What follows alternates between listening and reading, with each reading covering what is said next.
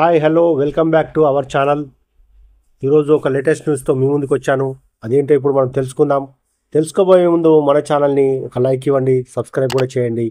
ఇంకా ఎవరైతే మరి కొత్తగా చూస్తున్నారో వారు కూడా మరి మన ఛానల్ని లైక్ చేస్తారని నేను అనుకుంటున్నా. మరి అందరు కూడా లైక్ చేయండి. ఓకే, మరి ఇక మనం టాపిక్లోకి వెళ్ళిపోదాం. చాలామంది ఎదురు చూస్తున్న ఇందిరమ్మ ఇల్లు మరి ఎప్పుడు ఇస్తారా, ఇంకా ఎప్పుడు ఇస్తారా అని ఎదురు చూస్తున్నారు. ఎందుకంటే పేదవాడి ప్రతి ఆశ ఇందిరమ్మ ఇల్లు, డబుల్ బెడ్రూమ్, సొంత ఇల్లు. మరి పేదవాడు అయితే మాత్రం ప్రతిరోజు ఎదురు చూస్తున్నటువంటిది ఈ యొక్క ఇందిరమ్మ ఇళ్ళ గురించి. మరి వీటి గురించి మరి ఎప్పుడు ఎలాంటి న్యూస్ వచ్చినా మీ ముందుకు నేను తీసుకొస్తాను. ఎందుకంటే ప్రతి న్యూస్లోనే మనం వింటూ ఉన్నాం, కానీ ఏమవుతుంది మనకు తెలియదు. కాబట్టి ఈ యొక్క న్యూస్లో ఏమైతే వస్తుందో మనకు అప్డేట్స్ అవి మీ ముందుకు తీసుకురావడం నా బాధ్యత. కాబట్టి నేను ఖచ్చితంగా మీ ముందుకు తీసుకొస్తాను. మరి ఎందుకంటే మీరు విని విని ఇవి చాలా ఏళ్ళు పాత గడిచిపోతున్నాయి. కాబట్టి మరి ఉన్నది వాస్తవాలు ఏంటి, మరి ఏ విధంగా మరి ప్రభుత్వం స్పందిస్తుంది అనేటువంటిది మీ ముందుకైతే తీసుకొస్తున్నాను.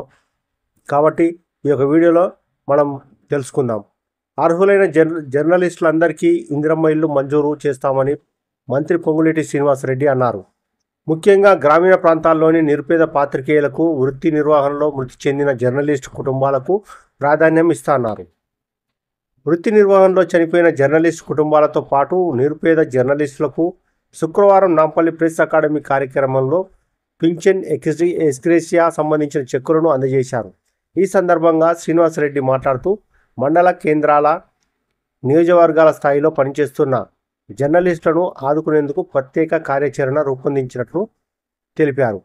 ఈ విధంగా మరి ఇందిరమ్మ ఇల్లు మామూలు సాధారణ ప్రజలకే కాకుండా మరి జర్నలిస్టులకు కూడా, ఎవరైతే చాలామంది జర్నలిస్టులు మరి మృతి చెందినటువంటి వారు కూడా ఉన్నారు.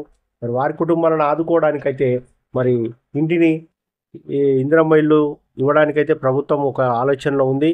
మరి వారికి కూడా ఇస్తూ ఉంటుంది. ఇంకా మరి ఈ యొక్క జిహెచ్ఎంసీ పరిధిలో 4000 ఇళ్లను శాంక్షన్ చేసినట్లుగా మరి మనకైతే అర్థమవుతుంది. ఇది ఆల్రెడీ ఇంతకుముందు టాపిక్లో చెప్పాను.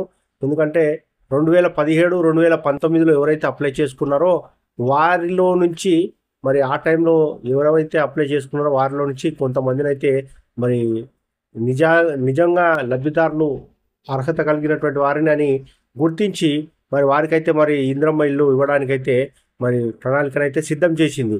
మరి ఇక ఈ 2-3 రోజులలో అయితే వారిది కూడా జిహెచ్ఎంసీ హైదరాబాద్, రంగారెడ్డి, మెదక్, సంగారెడ్డి ఈ డిస్టిక్లలో మరి మొత్తానికి కలిపి 4000 మందిని మాత్రం మరి సెలెక్ట్ చేసినట్లుగా మనకు వస్తున్నటువంటి న్యూస్. కాబట్టి ఈ యొక్క ఎవరికైతే మరి ఇల్లు వస్తుందో మరి మనమంతా కూడా వేచి చూడాల్సిందే.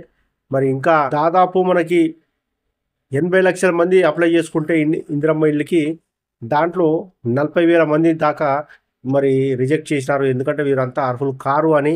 ఎందుకంటే వీరికి ఇంకా కారణాలు ఏంటంటే ట్రాక్టర్లు ఉండడం కానీ, మరి పొలం ఉండడం కానీ, ఇంకా ట్యాక్స్ పే చేసేటువంటి వారు కానీ, కారు ఉండడం కానీ, ఇలాంటి ఉన్నటువంటి వారిని అయితే దాదాపు గుర్తించి 40,000 మందిని అయితే 40 లక్షల మందిని అయితే తీసేసినారు. ఇంకా ఉన్నటువంటి 40 లక్షల మందిలో మరి దాంట్లో L1, L2, L3 కేటగిరీ చేసినారు. ఈ L1 కేటగిరీలకు ఆల్రెడీ అంటే L1 కేటగిరీ అంటే స్థలం ఉంది కానీ కట్టుకోవడానికి స్తోమత లేదు. వీరిని గుర్తించి మరి ఆల్రెడీ వీరికైతే మరి ఇల్లు కట్టుకోవడానికి అయితే ప్లాన్ ఇచ్చారు. మరి డబ్బులు కూడా అక్కడక్కడ కొన్ని విలేజ్లలో కూడా మరి ఇస్తూ ఉన్నారు. ఎందుకంటే వారు ఎంతవరకు కంప్లీట్ చేశారు బేస్మెంట్ లెవెల్, దాన్ని బట్టి కూడా మరి వారికి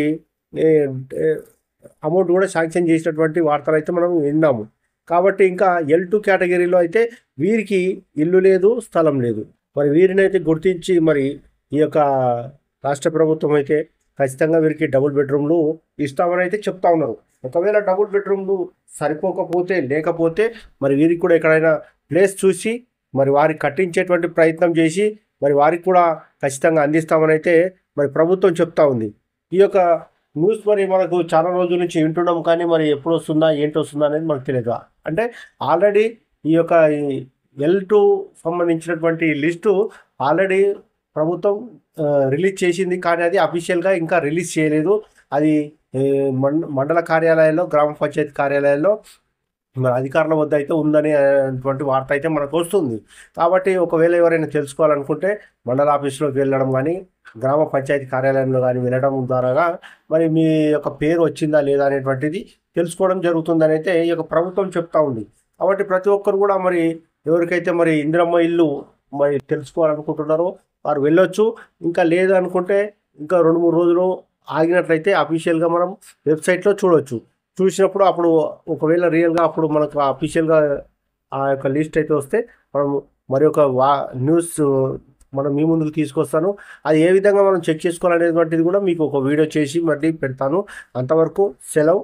థ్యాంక్ యూ. బై.